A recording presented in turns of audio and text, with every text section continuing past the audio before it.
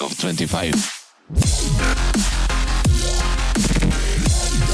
Hola a todos, soy Rico, hoy os traigo otra de las nuevas misiones de Ark Riders. Concretamente estamos en el nuevo mapa de Mareas Divididas.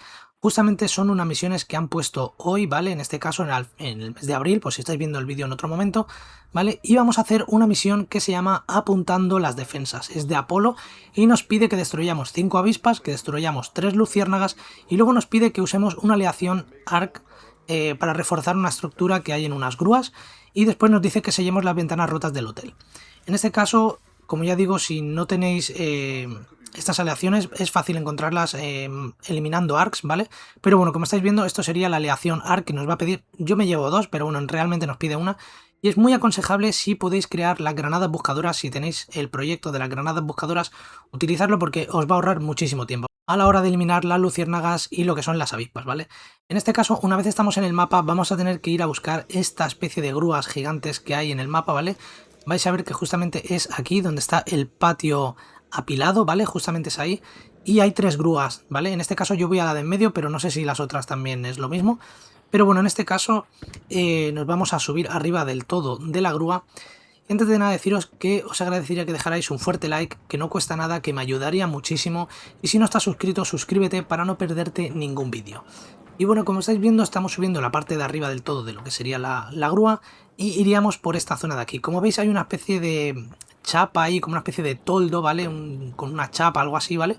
Y tiene 4 patas. Pues vamos a tener que reparar una de estas 4 patas, simplemente, ¿vale? Interactuaremos y gastaremos esa aleación ARC que nos pide para esta misión, ¿vale? El siguiente punto, vamos a ir al hotel, ¿vale? En este caso, bueno, pues bajamos por la tirolina si queréis, hay varias maneras de bajar, ¿vale? Como queráis. Y en este caso voy a daros un consejo. Si estamos aquí en el hotel, ¿vale? Ir a la parte derecha del hotel, ¿vale? Lo que es la parte derecha, en esta esquina, ¿vale? Como veis, por aquí, en esta esquina, podemos entrar por esta puerta, ¿vale? Ahí lo estáis viendo, la esquina derecha del hotel, ¿vale?